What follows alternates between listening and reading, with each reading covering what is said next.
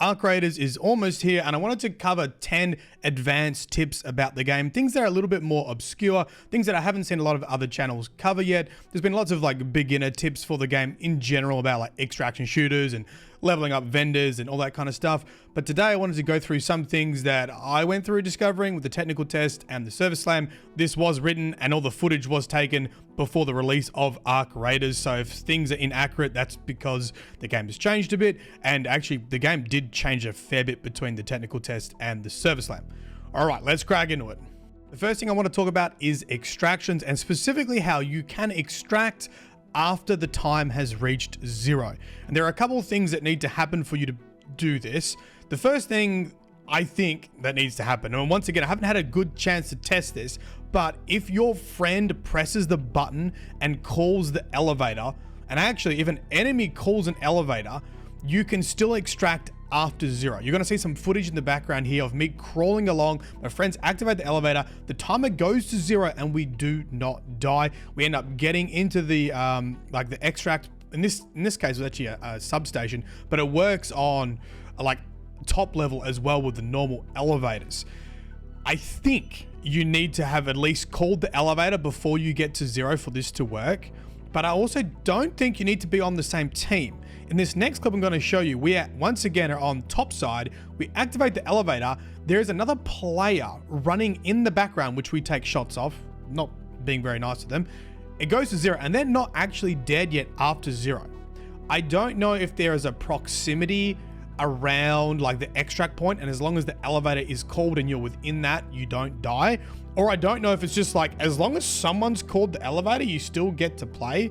I don't think it's that though, because there's been many times where I've been on the other side of the map and I've died. But it does look like the radius is pretty big. The point is this: do not give up. Do not stop before you get to the elevator. Don't think, oh, well, it won't come in time, because as long as you press that button, you're probably gonna be groovy. Similarly, if you are down, crawl to that elevator. You can activate the controls in the downed state, and even if you're downed in the elevator and it completes, you will still extract. The only time you're not going to extract is if someone like knocks you out when you're actually in the elevator itself, right? So don't give up, keep going. You can crawl over to the control unit and activate it. Lastly, on the topic of extraction, use your microphones, especially for solo players. I would say like 80% of the time in solo games, if I start screaming friendly, people will not shoot you and they will team up, because the Arc are so dangerous. They just want to get out. If everyone's at the extraction, they've got goodies they want to keep and they don't want to take the risk. And in addition, if you've already, like, the extraction's actually really quite quick, and there's not enough time to really kill someone and loot them too. So a lot of people will just settle on a truce. So you can extract after 0, crawl. You can activate it from a crawled state and use your microphones, and that will really help with your extractions. Tip number 2 that I think a lot of people don't know about is make sure you loot Arc enemies if you do have time. They have both consumables and throwables. In this case, I have a snitch scanner from the snitch, and it kind of takes on the ability of the snitch. You can throw it and then it calls in units. Really cool. I think throwables are very good for third-person cover shooters, and this is, third-person cover shooter extractor. So this will really bolster your like weapons. So if you take out a snitch, make sure you check it and see if you can pick up its item. And it goes for all of the Arc enemies. Some of them don't do anything. So for example, like the wasp cell, you just throw it, but then you have to shoot it and it can blow up. But the fireball shoots a fireball. I don't know what the pop does. Obviously the snitch calls down other enemies, so make sure you have a look. Other thing I said is you also get consumables. So you get throwables, but you also get consumables from Arc enemies. And what a lot of people don't know is the Arc power cell actually acts like a shield recharger. Very good during a match, especially if you're using a free loadout. Make sure you collect these from Arc enemies, because you can recharge your own shields, and this will keep you in the fight a lot longer, and you can save your normal shield recharges for when you actually get into a fight, because they give you more shield back than these do. These are like, a lesser amount, so you can save your shield recharges for when you're fighting players and you need that quick shield replenish, and you can use these for when you're just kind of like PvEing. Tip number 3, you can craft in game. Now during the technical test too, every single person could craft in an actual match. I'm not talking about in the hub world. I'm talking about during an actual match, you can craft items like shield recharges and bandages and even grenades. I'll have it up on screen right now. Now, what you can do to get those materials is if you right click on any item in your inventory, you can salvage it in game, in a match, and then you can use those raw materials to craft. Now, there was a change made during the server slam because you couldn't do it. And I thought, oh, they've removed it. That's kind of a shame because it's pretty powerful. But they didn't remove it. They moved it to the skill tree for survival. And you can actually unlock in-round, in-game crafting on that tree, which I think is incredibly powerful. It's very good for your free loadout, so you can give yourself more bandages or shield recharges and some additional weapon or grenades and stuff like that. So highly recommend that you look into that if you want to craft. And also don't forget, you can salvage in-game to get those materials to craft. Okay, tip number 4, let's talk a little bit about inventory management. So we just spoke about crafting and how you can salvage things, but you can also recycle items once you're back in like the hub world, back in your main menu. I do believe you get more materials at a higher quality for recycling than you do for salvaging. So if you take an item and you salvage it in raid, in a game, you get less quality and less quality and quantity than if you extract with it and then you recycle it. So that's like point number 1. Point number 2 for this is you can recycle things to get quest items. So for example, you might need a battery for a quest item. You can go through your inventory, try to look at what you can recycle, and you just basically right click, look at recycle, and see what would produce a battery for you, and that counts towards your quest. If you try to find a battery in game, you might be looking for a while. On the topic of quest items, when you discover a quest item that you're currently tracking, you get a little diamond in one of the top corners for that item. So when you're in raid or in your inventory, you can easily identify what's a quest item, what you might need to make sure you put in your safe pocket, or make sure you really extract with to complete your quests. Similarly, you can also track recipes, and this will give another icon on your items, and it's a little eyeball to show that you are tracking that recipe. So then you can prioritize what items you're picking up in game. Highly recommend, as soon as you get in, you start tracking recipes of the things you want to make. That will help understanding the loot a lot easier. Right, tip number 5. Now this is a weird one. This is something that was removed from the technical test and not put back into the server slam. There was a thing in the technical test called Masteries, and you had to complete these in a single raid. One of the ones that I did was search probes, couriers, and husks. And if you searched, I think it was 15 of them in a single raid, you'd actually get a grapple hook. Well, actually, sorry. If you did 10, you got a grapple hook. And if you did 15, you got the grapple hook recipe. Huge, huge early game advantage. This was removed from the server slam, but there were locked menus in the server slam that this could now be under. So my advice is to see if there is a system like this in there that will reward you for doing basically challenges in the raid and give you some pretty good early on gear. The grapple hook is kind of huge. I'm going to show you a little bit later some footage of it, but there could be something in the full release that is like that. It was previously called Masteries, and it was no longer in the server slam. If Masteries no longer exist, the next best thing would be to make sure you look at your battle pass. The battle pass kind of functions like Helldivers, where you have to complete each page to go on to the next page. And within it, it's not just cosmetics. Don't think that the battle pass is just cosmetics. There are purple shields, there are like utilities like barricades. I'm pretty sure you can get weapons in there too. I have some footage in the background, like weapon crates. You can get hatch keys as well to help escape.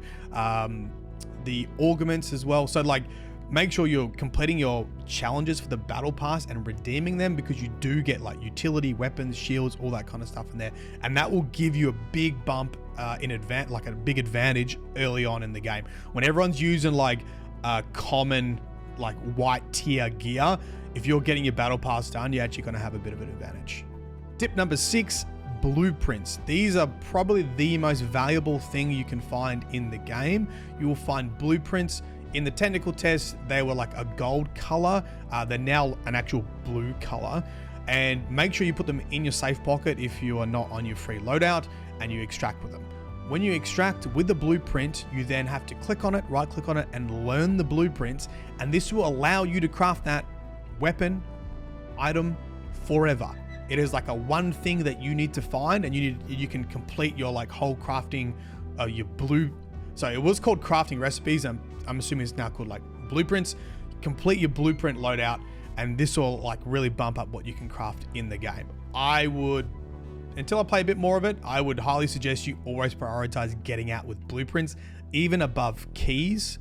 You can get keys that open up locked doors that have really high tier loot in them, but a blueprint is you just find it once. Once you found it once, man, you've got it, and you can keep crafting those things. Like I found a blueprint for a shotgun. Shotgun's incredibly powerful. I found a blueprint for a scoped sniper rifle, also incredibly powerful. So prioritize blueprints. You're guaranteed to get a legendary blueprint from doing the Queen and Harvester puzzle. Well, you were guaranteed in the technical test and the service slam. I always got a Jupiter or Equalizer blueprint, which are like legendary weapons. And I'm assuming it'll probably be the same at the full release too. So they're quite high gear. Once again, it's only a blueprint to craft it. So you can't craft it those legendaries like straight away. Because you need like tier 3 like gunsmith to even like make them. But some of the early ones like shotguns and scoped sniper rifles are incredibly good. Let's talk utility for tip number 7. This is, I think, incredibly overlooked. I think a lot of people focus on shields and weapons first, but the utility in this game is incredibly good. One of my favorites is the jammer. This literally makes you invisible to arc units. You can just walk straight through them. You have like a stamina meter with it, but it is so powerful. You are vulnerable to like players shooting you, but if you're hanging out real late in the game and all the players have left, this is so cool. You can just walk past enemies. The grapple hook is also incredibly good. You can use this to get to high areas or to like flank people, get up on walls, all this kind of stuff. You do lose these items if you get taken out. So what you can do is you can like put your grapple hook in your safe pocket, and then if you want to get up on a building to snipe or something, you can take it out of your safe pocket, grapple, and then put it back into your safe pocket and kind of be safe that way. Otherwise, if you have plenty of resources to craft them, you can just keep them in your normal kind of utility slot. Don't underestimate the zip lines. This has saved me more than once to help get to an extract, to help get over a wall, to help get down from a wall, to help sustain my stamina so I can reach like an extract. And on that topic, hatch keys are super valuable too. These are like almost guaranteed ways to escape the game, not escape the raid. A lot less packed than say a normal extraction. You do have to pay for a key each time it is consumed when you use it. Don't hang around. These things close. Once you use that key, make sure all you and your friends get into that hatch. Using trip mines is incredibly good. There are so many like single or like dual entrances and exits, especially with high tier loot areas. You can put mines on doors and you can, ambush people as they push you. Once again, don't underestimate utility. I think barricades are often overlooked too. They are incredibly good for doing the Queen and the Harvester. You can block off an area so people don't snipe you. It also gives you cover from the other arc robots roaming around and allows you to just focus on the puzzle. Also, the door blocks are really good too, especially for lock rooms. So you use a key to get in a lock room, and while you're like looting the area, you don't want people to sneak up on you. You can put this on the door, and then they have to breach it to get in, which means you're going to hear them as they come through the door.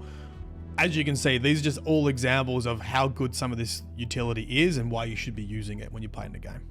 Okay, tip number 8. Let's talk a little bit about the enemies. I think a lot of people will know there is like light, medium, heavy, and energy ammo, and that corresponds to the armor on enemies. So for example, Rocketeers have armor covering like their rotators, so you have to use like heavy ammo to like knock that armor off. I think the best thing to do while you're experimenting with like what ammo types works with what enemies is to be looking for the experience you get from damaging arc units. So it is kind of weird how they do this, and I understand how they do it because I've listened to all the dev talks. And essentially, they used to have damage numbers on the screen like a looter shooter, but they wanted people, just paying attention to audio cues and visual cues and how things work. And so what ends up happening is when you actually do damage to an arc unit, and damage actually goes through, eventually you'll see on the left-hand side a little thing pop up telling you, like, giving you some XP for damaging that unit. The higher the XP you have there, the more damage you have done. So if you're thinking you're not doing much damage, you're probably hitting the wrong part of the arc unit, or using the wrong ammo type on the wrong part. So just basically start doing that when you start attacking enemies and seeing if you're actually doing damage to them. Because otherwise it can be sometimes hard to tell whether your bullets are like ricocheting off or they're not really doing full damage. A couple of bits of advice for weak points. I think a lot of people understand how you can shoot the rotator, like the rotators, the lift devices, the little, what are they called? On the flying units, you can shoot them off and that will bring them down very easily. The bastions have little weak points on their legs, like these little yellow things, and also a weak point on their back that you can shoot. They start catching fire. I think it limits their mobility, and I'm assuming it does more damage as well than shooting it elsewhere because it's not armored. The Queen has a really cool weak point. It has like this little orb inside that comes up during some of them attacks, and you can also expose that weak point by taking off some of its armor. So it's not always a bad idea to experiment and try to shoot armor off enemies to see if it exposes anything else you can shoot at. The Queen's a good example of that. Overall though, the advice is look for your experience gained when you're trying to damage arc units and start working it out for yourself what ammo and what parts of the enemies you should shoot. All right, environmental puzzles. Tip number 9, raider stashes are really good. They're a good source of ammo, grenades, and other loot. You can tell if one is around. This is a tip here because it makes a ticking sound. It is very subtle, but once you hear it and you know what you're looking for, you'll start noticing them in the outdoor sections and you can locate these raider stashes a lot easier. You just follow the ticking noise and you'll discover it.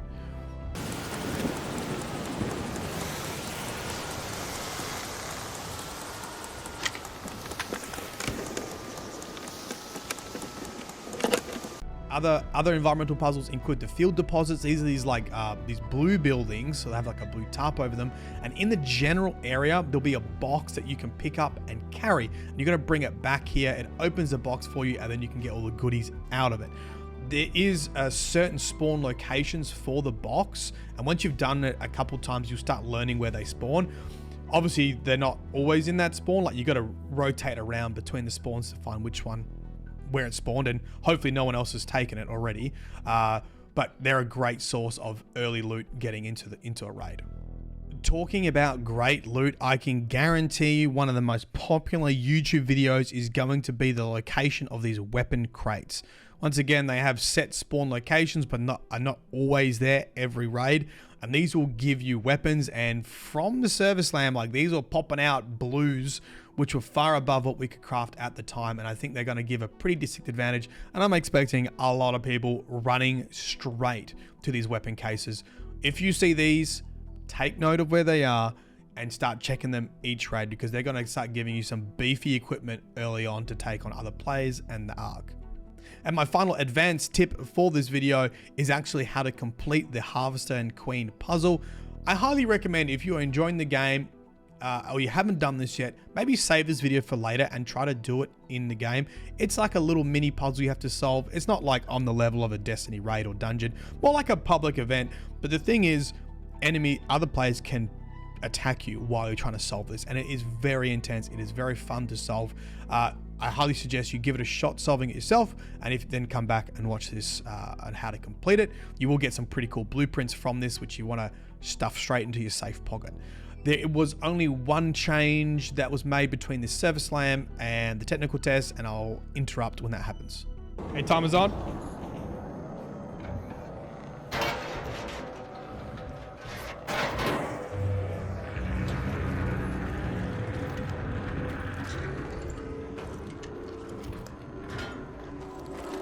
Call out if you find one.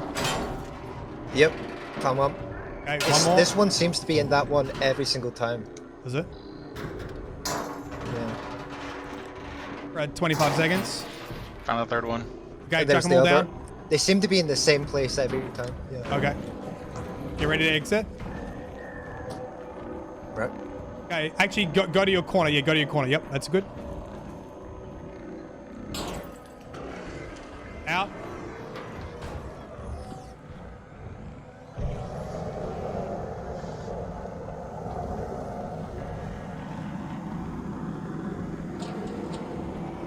Okay, timer's on.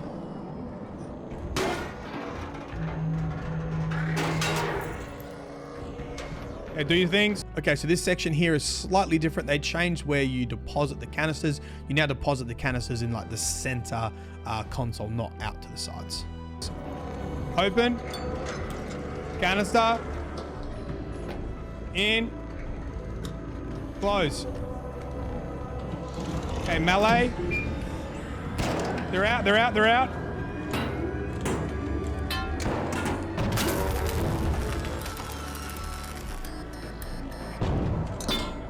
Got one. I got two. Start shooting the You got rest. 2. Fuck, that's slow. Might have to do another one. Okay, I got 3. I think there's just one more left to do. Yeah, it's right there. Yep. On the roof.